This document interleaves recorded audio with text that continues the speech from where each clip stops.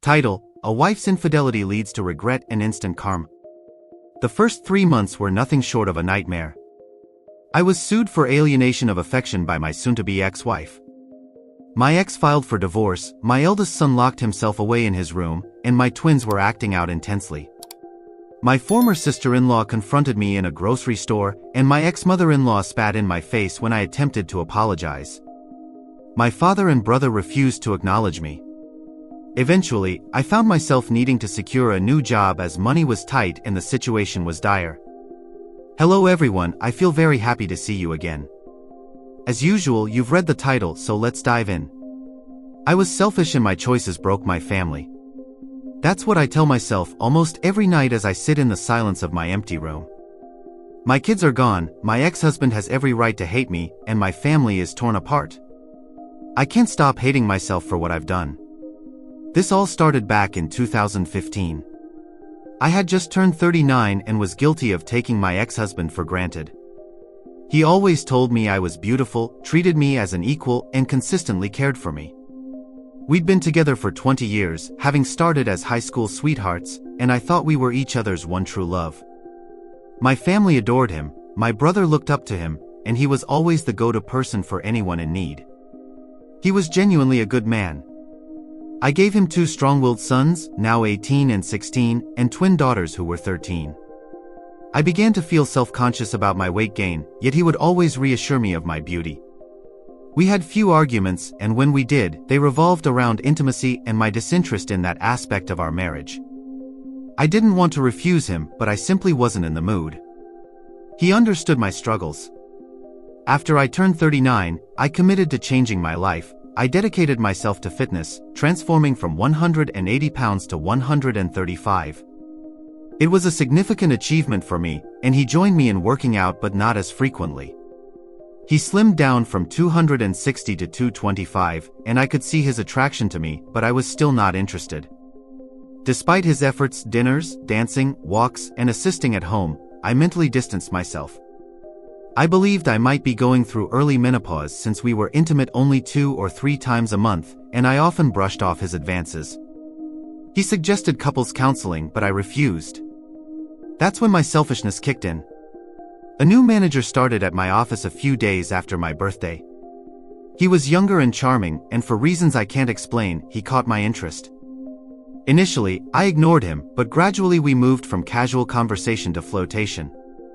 I showed him my wedding ring, but after 2 months of his persistent flirting, I began to reciprocate, which led to me sharing my life with him. Looking back, it was an emotional affair, and I was unaware of it at the time. My ex-husband sensed something was off, leading to a heated argument that I likely instigated.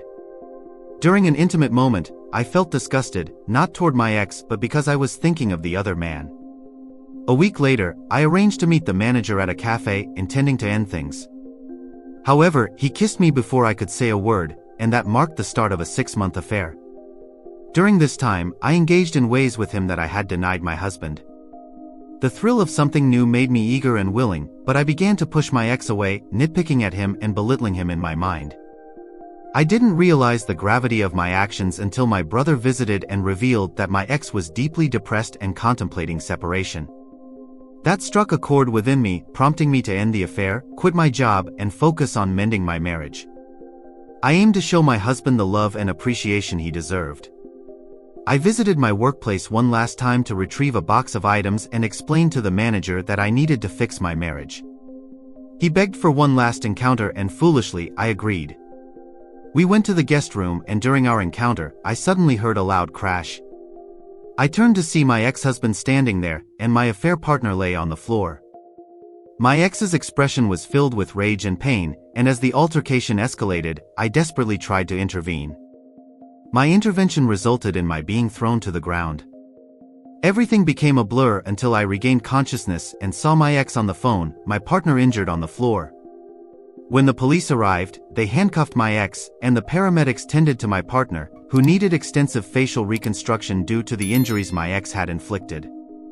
My father remained silent, staring at me with disappointment, while my brother expressed his outrage. I was confronted by my partner's wife, who attacked me in the hospital after discovering who I was. I didn't know he was married, he never wore a ring. The situation only worsened during the trial. My sons stayed with their grandparents, and my daughters refused to talk to me. My ex was denied visitation rights, and I attempted to reach out to him, but he remained unreachable. During the trial, I witnessed the anger and hurt in my ex's eyes, a stark contrast to the love he used to show.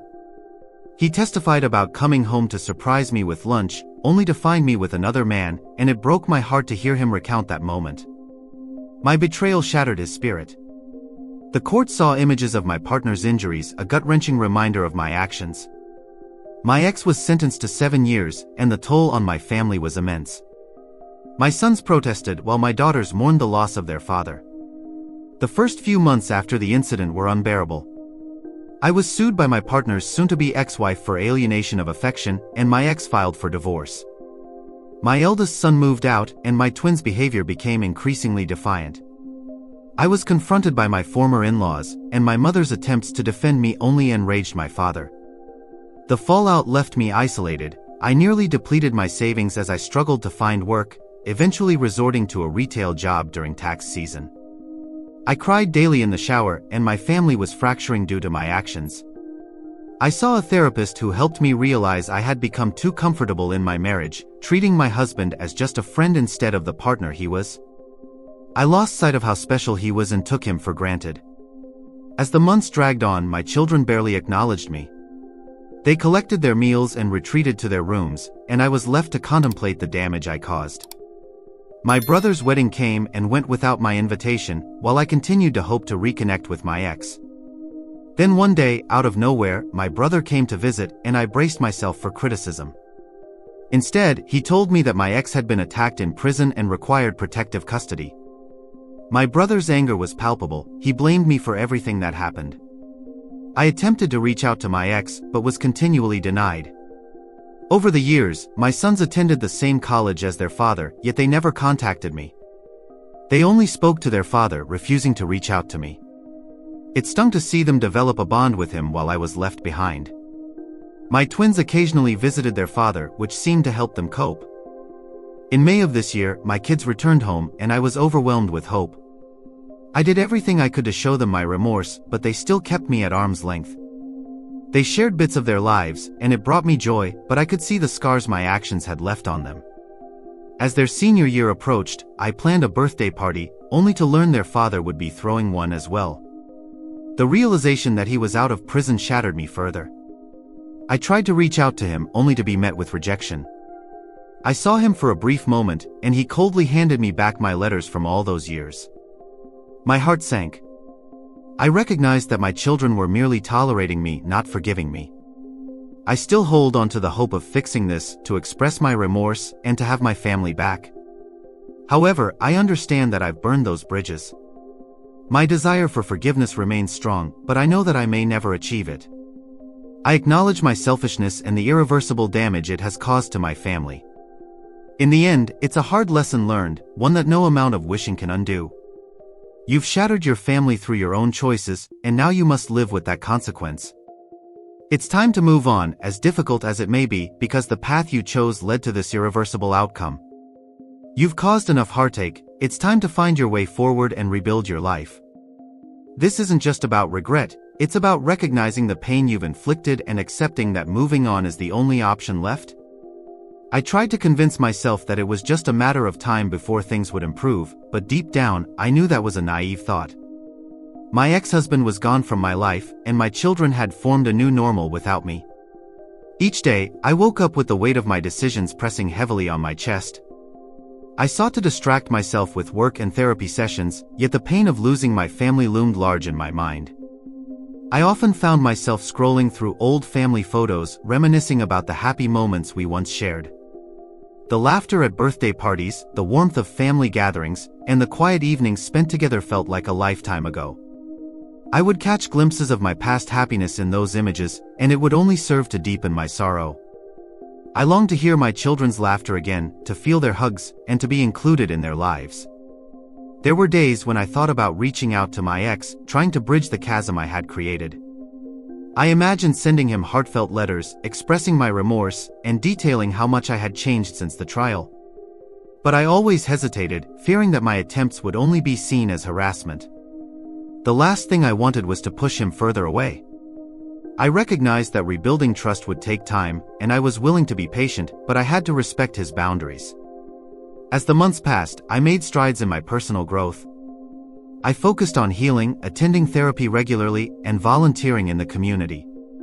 I wanted to show that I was committed to being a better person, not just for myself, but for my children. I hoped that through my actions they would see my dedication to change. I volunteered at local shelters, helping those in need, and tried to live a life that reflected the lessons I had learned from my mistakes. One evening, as I was returning home from a volunteer event, I saw a familiar figure at a nearby park. It was my ex-husband sitting alone on a bench. My heart raced as I debated whether to approach him or let him be. The urge to talk to him and express my feelings almost overwhelmed me, but I reminded myself of the boundaries I needed to respect. Instead, I sat on a nearby bench, hoping he might notice me. After several moments of contemplation, he glanced my way. I saw the flash of recognition in his eyes, followed by a mask of indifference. He looked away and my heart sank. I understood that I had lost his trust and love, and it hurt to see him in such pain. I felt the tears prick at the corners of my eyes, but I fought them back. I didn't want him to see me as a weak person. I wanted him to see that I was working on being strong and resilient. I continued to watch him from afar, hoping that he was finding some peace. I knew I had to respect his healing process, just as I was trying to heal from the wounds I inflicted on our family. Over time, I started to see improvements in my own life. I made new friends, reconnected with old ones, and started to build a support system that helped me navigate my emotions. I also noticed that my children were becoming more independent. My eldest son began calling me occasionally, asking for advice on college applications. My heart soared with joy. It was a small step toward rebuilding our relationship. The twins, too, began opening up to me more, sharing snippets of their daily lives. Although I still felt the shadow of guilt hovering over me, these small interactions filled me with hope. I knew I had a long way to go before I could fully regain their trust, but I was determined to keep trying. I attended every school event I could, cheering them on from the sidelines, hoping they could feel my support. Each time I saw them smile, my heart filled with a mix of pride and regret, reminding me of how I had once taken all of this for granted. One day, while volunteering, I met a woman named Rachel who had also experienced loss in her life. She had been through a messy divorce and was rebuilding her life from the ground up. We shared our stories, and I found comfort in her understanding. Rachel became a close friend and helped me navigate the challenges of rebuilding my life. Together, we attended workshops on personal growth, shared our struggles, and celebrated our small victories. With Rachel's encouragement, I decided to start a blog to share my journey of healing and self-discovery. Writing became a therapeutic outlet for me, allowing me to reflect on my feelings and connect with others who were going through similar experiences. I shared my story openly, including the mistakes I made and the lessons I learned. Surprisingly, I received positive feedback from many readers who found solace in my honesty. As the seasons changed, so did my outlook on life. I learned to appreciate the little things, the moments of joy that life offers. Each day, I focused on being a better person, not just for my children, but for myself. I hoped that one day, I could rebuild the bridge I had burned, reconnect with my ex, and create a new foundation for our family. Despite the challenges ahead, I realized that healing is a journey, and it requires patience, forgiveness, and growth. I understood that while I might never regain everything I lost, I could work towards creating a better future for myself and my children. Every day was a new opportunity to make amends, to show love, and to strive for the happiness we once shared. Ultimately, I knew that I had to accept the consequences of my actions and learn from them. I was committed to embracing this new chapter in my life and moving forward with hope, resilience, and a desire to make things right. The road ahead would be long and filled with obstacles, but I was determined to walk it with strength and grace, one step at a time. And that's the end of this video, everyone. If you have any thoughts you'd like to share, please leave a comment below. Don't forget to like and subscribe if you like this content. Turn on notifications to stay updated on my latest posts. See you next time.